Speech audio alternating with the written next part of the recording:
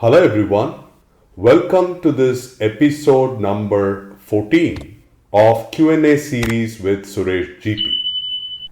Today we are going to talk about an important topic called infrastructure as a code for site reliability engineers. Now, before we start on the concept of infrastructure as a code, let's understand how have we evolved over the last 10 to 15 years. When I used to be an infrastructure architect, support engineer, we used to typically take a lot of measures to implement something like a server. Each and every team used to have a process, a checklist to sign it off and then make things work. For example, if you want to get a server deployed, you have to configure the virtual machine and the host like networking, storage, etc. Each server required an image to be deployed. We had to patch the operating system, harden the deployment, and then install and configure an application once that was all done. Now, this typically used to take about 3 days to complete the process. And remember, in the fast-moving world of DevOps and SRE, it's not possible to wait so long a time to deploy your infrastructure.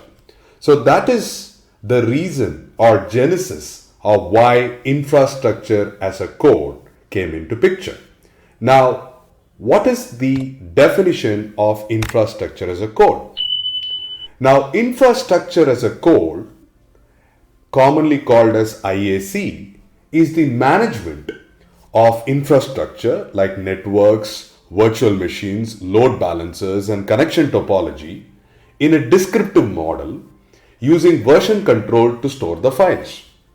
Now, infrastructure as a code has a lot of benefits. Now, what are some of those key benefits to look at infrastructure as a code?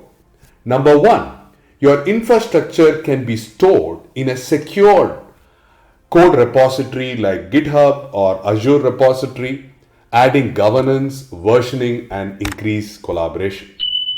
Now, the infrastructure becomes more reproducible and you can introduce it into the entire lifecycle of deployments, which is your CI and CD.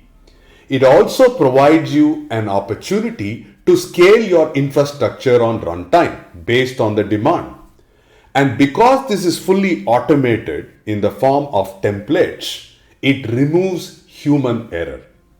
It also increases the speed and consistency of your infrastructure deployments, invariably lowering down the administrative cost.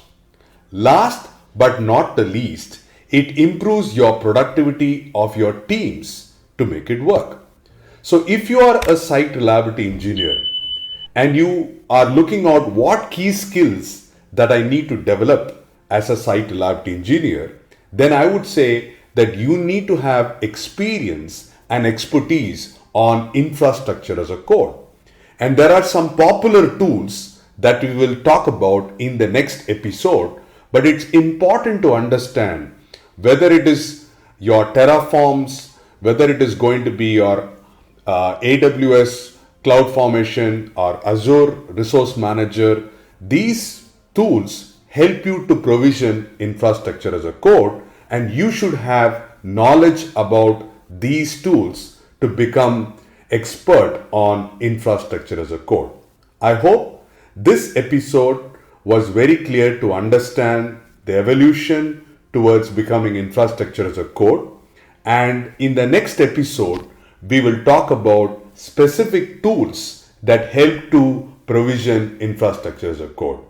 Thank you so much for listening. And if you have any questions, put it in the comment section. And I look forward to seeing you in our next episode of Q&A series with Suresh GP. Thank you very much.